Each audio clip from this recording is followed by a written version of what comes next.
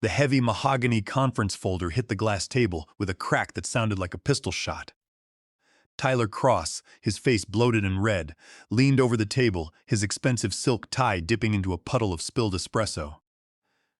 "You sign this transition agreement right now, Sean, or I will make sure you never manage so much as a college student's savings account in this country again," he snarled, his voice cracking under the weight of his own panic. I didn't flinch. I slowly closed my notebook, slid my favorite pen into my breast pocket, and picked up my mug. "The agreement is unacceptable, Tyler," I said, my voice flat, empty of the fear he was desperate to see. I stood up, turned my back on his screaming, and walked out of the room. It was the last time I would ever stand on the 34th floor of the Cross Capitol building, and I knew exactly what was about to happen next. To understand how we arrived at that glass conference room, you have to go back 20 years. I started at Cross Capital Group in 2006. Back then, it wasn't the multi-billion-dollar powerhouse it is today. We occupied a cramped, drafty office in downtown Chicago, sharing a floor with a dental supply distributor. The carpet smelled of old filter coffee, and the heating system rattled like a dying steam engine every winter. Randall Cross, Tyler's father, was a decent man back then. He was a salesman at heart, a charismatic relationship builder who could charm capital out of a stone, but he lacked the analytical depth to manage complex portfolios. That was where I came in. I had just turned 28, armed with a degree in quantitative finance, and a burning desire to build something substantial. My primary achievement was securing the Summit Pension and Endowment Fund in 2008, right in the middle of the global financial crisis. While other firms were collapsing like houses of cards, I presented Summit's Board of Trustees with a tailored, conservative hedging strategy that promised to preserve their principal capital. They trusted me. We started with an initial allocation of $300 million. Over the next 18 years, through market crashes, bull runs, and regulatory upheavals, I managed that portfolio with absolute precision. By 2026, the Summit portfolio had grown to $1.2 billion. It represented roughly 46% of Cross Capital's entire assets under management. The account alone generated $12 million in annual management fees for the firm. My contract with Randall was structured in the early days when he was desperate to keep me. It included two critical clauses that would eventually become the foundation of my strategy. First, Section 8B of my employment contract granted me a key man bonus equal to 15% of the management fees generated by any account I personally brought to the firm. For the Summit account, that translated to a $1.8 million annual bonus paid out quarterly. Second, my personal consulting entity, Miller Asset Advisory LLC, held the sole intellectual property rights to Risk Shield 9, a proprietary risk modeling and compliance reporting software. I wrote the original code for Risk Shield 9 back in 2012. I spent my weekends and late nights writing thousands of lines of Python code to automate compliance checks, stress test portfolios against sudden interest rate hikes, and generate the mandatory daily reports required under SEC Rule 20647. Instead of selling the software to Cross Capital, I licensed it to them through my LLC for a symbolic fee of $100 per month, with a clause allowing either party to terminate the license with a simple 5-day written notice. It was a gesture of goodwill to Randall, but I made sure the ownership of the source code remained firmly in my hands. For 14 years, Cross Capital relied on Risk Shield 9 to run every single compliance audit and portfolio stress test for all their major clients. Without it, the firm was blind. The trouble began in early 2024 when Randall's health started to decline. He began spending more time at his estate in Florida, leaving the day-to-day operations of the firm in the hands of his son, Tyler. Tyler was 27 at the time, fresh out of an Ivy League business school, and possessed the unique combination of ignorance and supreme confidence that only inherited wealth can buy. He viewed the financial markets not as a complex system of risk management, but as a playground where he could maximize short-term profits to fund his lifestyle. To Tyler, I wasn't the architect of the firm's success. I was a relic of the past, an expensive line item on the balance sheet. He couldn't comprehend why a portfolio manager should receive a $1.8 million annual bonus. During his first month as Vice President of Client Relations, Tyler called me into his office. He sat behind his father's old desk, playing with a heavy gold pen, and looked at me with a patronizing smirk. "Sean, I've been reviewing the department overhead," Tyler said, leaning back in his leather chair. "Your 15% keyman fee on the Summit account is outdated. We are a mature firm now. The brand does the heavy lifting, not the individual. I'm proposing we cap your performance bonus at a flat $200,000. It's a very generous adjustment." I looked at him, noticing the slight twitch in his left eyelid. He thought he was negotiating. "That fee is contractually bound to the Summit Investment Management Agreement, Tyler. It reflects the key man status I hold with their board. They stay with Cross Capital because I manage their risk. If you alter the compensation structure, you violate the terms of my employment agreement." "Contracts can be renegotiated, Sean," Tyler replied, his voice hardening. "My father was too soft on you. This is a new era. Either you adapt to the new structure, or we will find someone who will." I didn't argue. I didn't raise my voice. I simply nodded, stood up, and left his office. I knew Randall was too frail to intervene, and Tyler was too arrogant to understand the legal landmines he was walking into. I returned to my desk, opened my private laptop, and accessed the server logs for Risk Shield 9. The storm was coming, and I needed to ensure my umbrella was completely waterproof. Over the next few months, I meticulously documented every trade, every compliance report, and every interaction with Tyler. I knew his impatience would eventually lead him to make a critical error, and I wanted to be ready when he did. The cracking point arrived in mid-November of 2025. Tyler, desperate to prove his financial brilliance to his father and the board, decided to venture into high-yield debt derivatives. Without consulting me or the risk management department, he authorized a series of highly leveraged options trades on a volatile basket of tech sector bonds. He utilized capital from our primary clearing account, convinced that a temporary dip in interest rates would allow him to flip the contracts for a swift $5 million profit. It was a classic amateur mistake, driven entirely by greed and a complete lack of understanding of market liquidity. Within 48 hours, the tech sector took a sharp downturn following an unexpected regulatory announcement.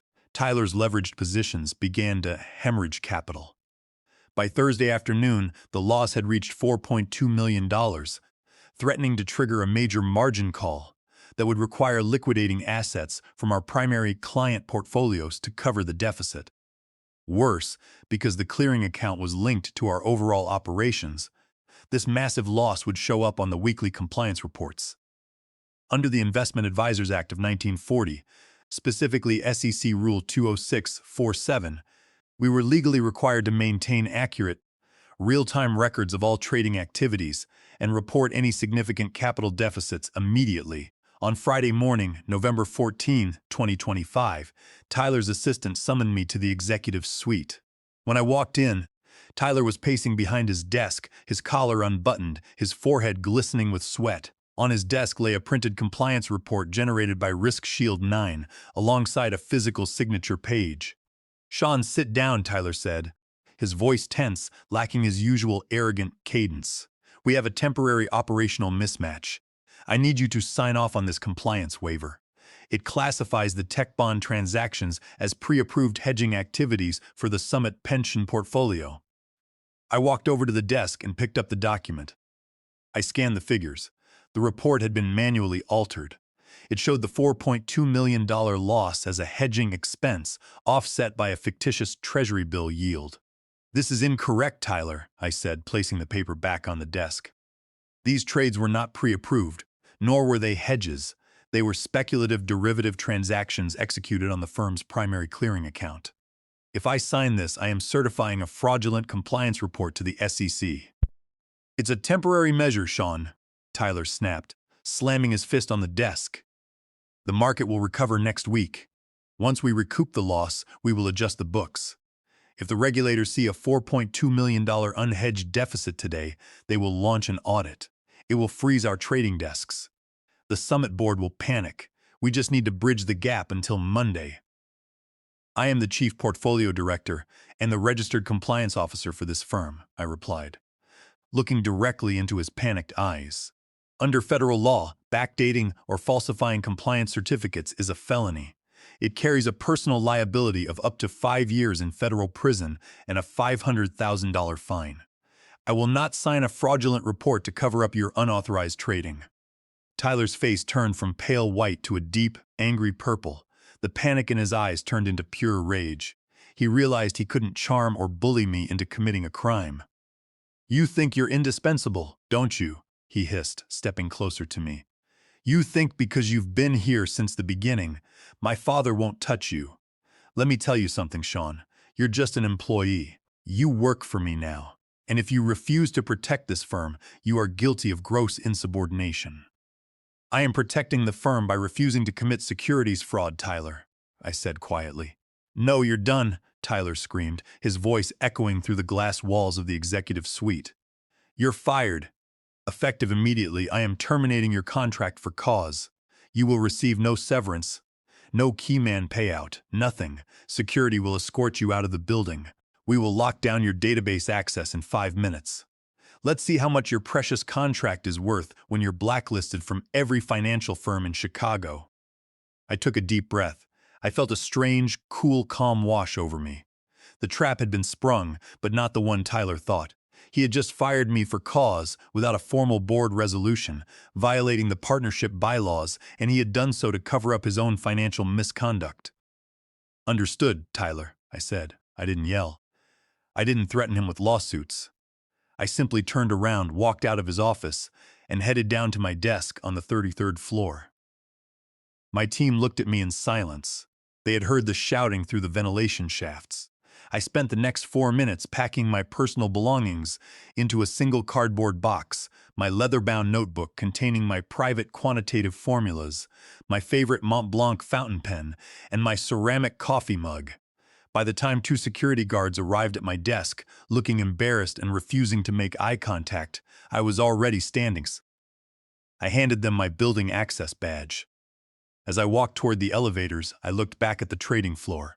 The monitors were still flickering with real-time data, and my colleagues were staring at their keyboards, terrified of catching Tyler's wrath.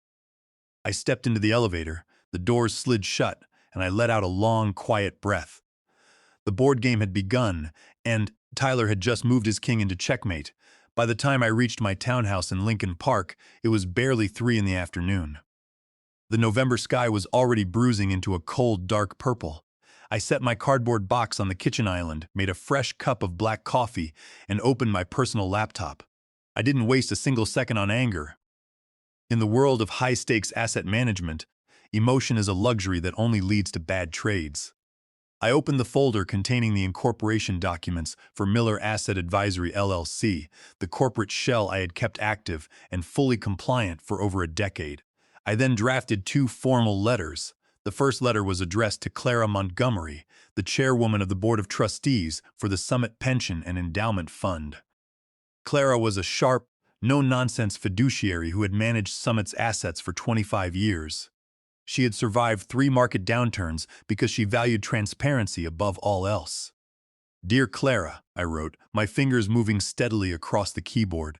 "This letter is to formally notify you that effective today, November 14, 2025, my employment with Cross Capital Group has been terminated.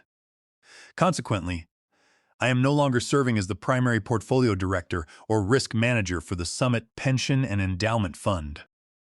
I didn't detail the screaming match with Tyler or the unauthorized trade. I simply stated the fact of my termination and attached a copy of the formal notice Tyler had emailed me. Then, I added the crucial reference, pursuant to Section 14.2 of the Summit Investment Management Agreement with Cross Capital Group, the termination of my active management of the portfolio triggers the Keyman Transition Clause. Under this provision, the Summit Board of Trustees has the right to terminate the advisory agreement immediately, without penalty, and demand the liquidation and transfer of all managed assets within 10 business days. I clicked send. I knew Clara would read it before the weekend. She knew Tyler was an incompetent nepotism hire, and she had only kept Summit's $1.2 billion at Cross Capital because of my personal track record. The second letter was a formal legal notice addressed to Randall Cross and Tyler Cross, representing Cross Capital Group. This letter was sent from Miller Asset Advisory LLC, pursuant to Section 7(4) of the Software Licensing Agreement dated October 12, 2012. Miller Asset Advisory LLC hereby provides 5 days written notice of the termination of the software license for the RiskShield 9 compliance and risk modeling platform, effective Wednesday, November 19, 2025, at 5:00 p.m. Central Time. All access tokens, API endpoints, and database connection strings utilized by Cross Capital Group will be permanently revoked. Any use of the RiskShield 9 system, its proprietary algorithms, or its report generation engines after this time will constitute willful copyright infringement under United States Code Title 17, Section 106, subject to statutory damages of up to $150,000 per violation. RiskShield 9 was hosted on a private, secure AWS server cluster that I paid for out of my own pocket through my LLC. The analysts at Cross Capital didn't have the software installed on their local computers. They logged in via an encrypted web portal that connected to my proprietary database engine.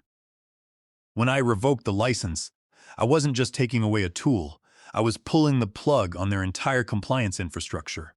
Without RiskShield 9, they would have to manually calculate beta, value at risk, and tracking errors for hundreds of portfolios, a task that would take weeks and was prone to human error. On Saturday morning, I met with my attorney, Harvey Vance, at his office overlooking Millennium Park. Harvey was a senior partner at Vance & Associates, specializing in executive employment contracts and securities law.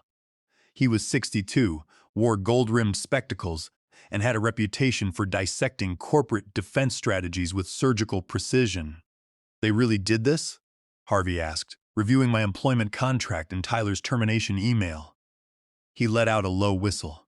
"Tyler Cross fired you for cause on the spot, without a vote from the board of directors, because you refused to sign a falsified SEC compliance report? This is almost comical in its stupidity. Can they claim the key man bonus is forfeited because of the for cause clause?" I asked. "Not a chance," Harvey replied, leaning back in his leather chair. "Under your contract, Section 8B, a for cause termination requires a formal finding of gross negligence or willful misconduct, verified by an independent auditor and approved by a majority vote of the board of directors. Tyler did none of that. Furthermore, under Illinois law, firing an employee for refusing to participate in illegal activity, specifically securities fraud, constitutes wrongful discharge in violation of public policy. It triggers a double multiplier penalty clause in your agreement." Harvey tapped his pen on the desk. "If they fail to cure this within 5 business days, they owe you the full balance of your quarterly keyman bonus multiplied by 2 plus interest. At the current AUM of $1.2 billion, your annual bonus is $1.8 million. The unpaid balance for this quarter plus the double penalty comes out to $3.6 million. And we will file a whistleblower complaint with the SEC regarding the $4.2 million unauthorized trade." "Let's wait on the SEC complaint," I said. "I want to see how they handle Monday morning first. Tyler thinks he can just assign my portfolios to a junior analyst and keep running my software. He has no idea the clock is already ticking." "We will serve them the formal demand letter on Monday at 9:00 a.m., Harvey said, a thin smile spreading across his face. "Enjoy your weekend, Sean. You've spent 20 years building their foundation. Now we get to watch what happens when you take the steel out of the concrete." On Monday morning, November 17, 2025, I woke up at my usual time of 6 o'clock, made breakfast, and sat down at my kitchen table to watch the markets open. I didn't check my work email. My access had been revoked the moment I stepped out of the elevator on Friday. Instead, I monitored my personal cell phone. At exactly 9:00 a.m., the first wave of calls began. The first call was from Tyler's assistant. I let it go to voicemail. 2 minutes later, my phone rang again. This time it was the head of HR, a woman named Brenda who had spent 10 years rubber-stamping executive decisions. I ignored that one too. By 9:30, my call log showed 7 missed calls from various numbers within the Cross Capital building. At 10 o'clock, the storm truly broke. Harvey Vance had delivered our formal demand letter to Cross Capital's general counsel at 9 sharp. Simultaneously, Clara Montgomery had delivered a certified letter from the Summit Pension Board of Trustees to Randall Cross's private office. The content of Clara's letter was simple. Summit was officially invoking Section 14(2) of the Investment Management Agreement. Because Sean Miller was no longer actively managing the portfolio, Summit was terminating the contract for cause and demanding the immediate liquidation and transfer of their entire $1.2 billion portfolio to a designated trust account at J.P. Morgan Chase within 10 business days. A $1.2 billion liquidation is not a simple transaction. It requires selling hundreds of millions of dollars in corporate bonds, equities, and derivative positions without causing market slippage that would damage the client's principal. It requires meticulous compliance tracking to ensure every trade is executed at best execution, and that was where the second crisis hit them. On Monday afternoon, Kyle, a 24-year-old junior analyst who had been assigned to take over my desk, tried to log into the Risk Shield 9 platform to run the daily compliance reports. He was greeted by a large red banner across the screen: license termination pending, 72 hours remaining, access to database API restricted. Because I had restricted the API tokens for all new data uploads, Kyle couldn't import the weekend's transaction data. He couldn't calculate the portfolio's value at risk. He couldn't verify if Tyler's unauthorized $4.2 million deficit had breached the leverage covenants of our other major clients. Without those reports, the firm's compliance department could not sign off on the daily trading ledger. Under SEC rules, operating a major investment advisory firm without active compliance monitoring is the operational equivalent of flying a commercial airliner in dense fog without instruments. By Tuesday morning, the panic had reached the senior leadership. Randall Cross, Tyler's father, flew back to Chicago on a private jet from his Florida estate. He was 56, but the stress of the last 48 hours made him look 10 years older. He went straight to the executive boardroom and summoned Tyler, the general counsel, and the head of compliance.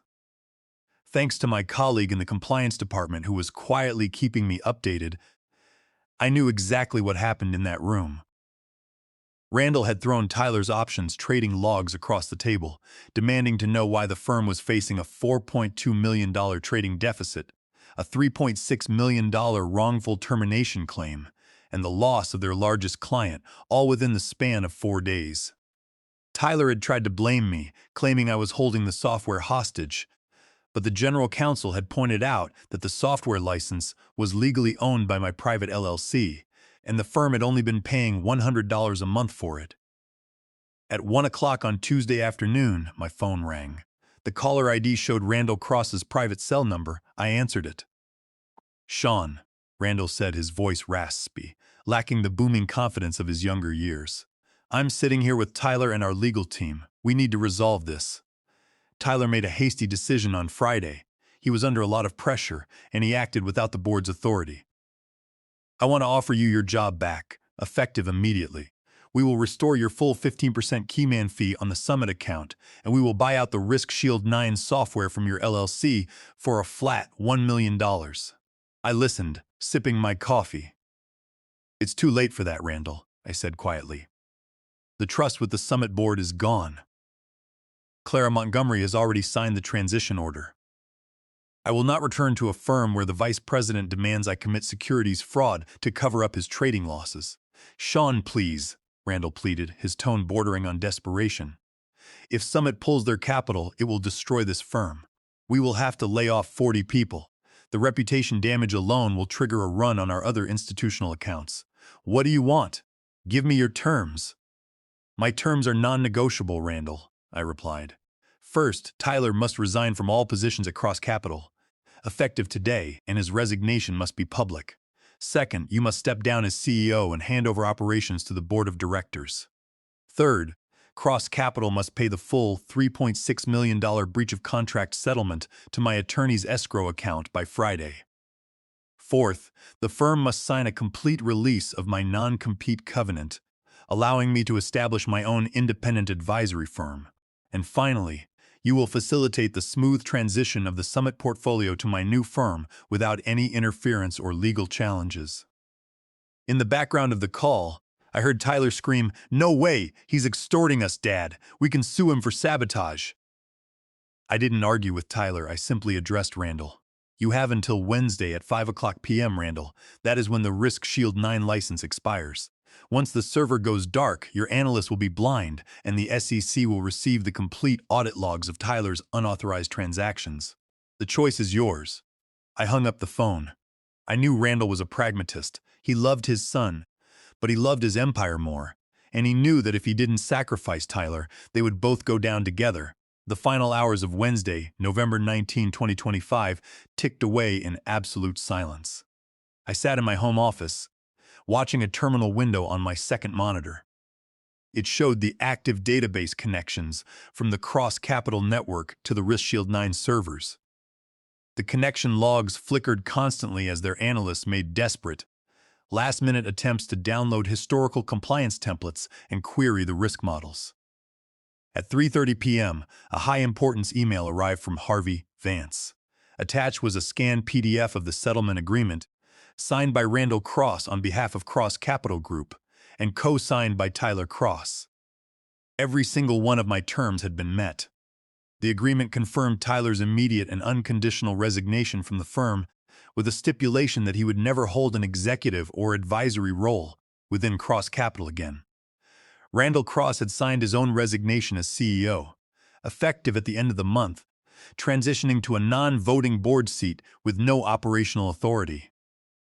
The non-compete clause in my original employment contract was declared null and void, leaving me free to solicit any client I had previously managed.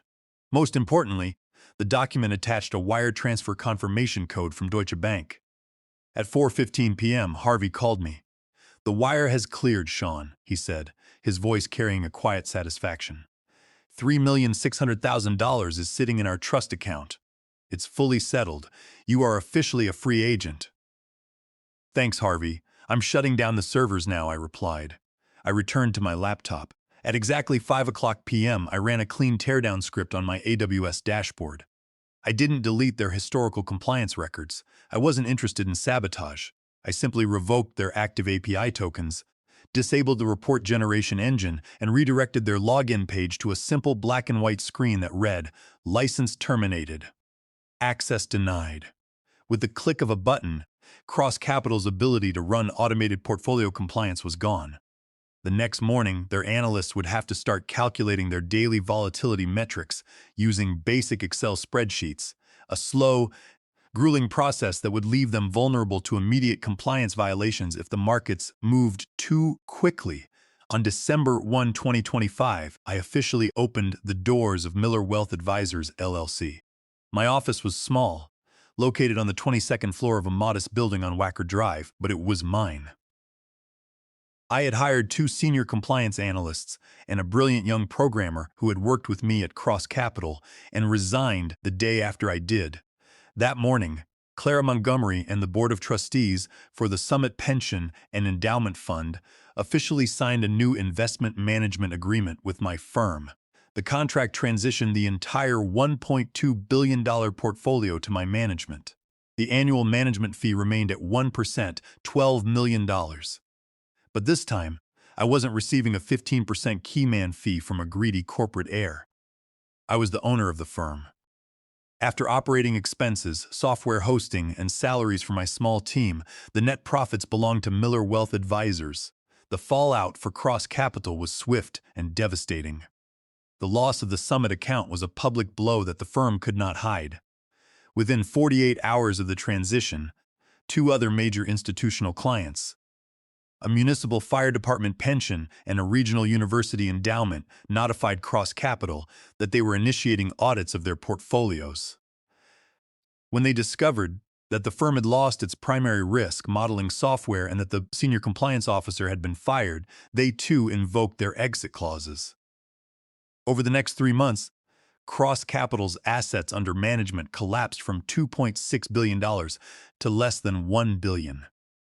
Their annual fee revenue plummeted from $26 million to under $10 million, rendering their expensive high-rise office and bloated executive salaries unsustainable. The board of directors eventually forced a sale of the remaining assets to a mid-market competitor at a 60% discount on their original valuation. Tyler Cross was completely ruined. The board of directors launched a civil lawsuit against him to recover the $4.2 million lost in his unauthorized debt derivative trades, accusing him of breach of fiduciary duty and corporate waste.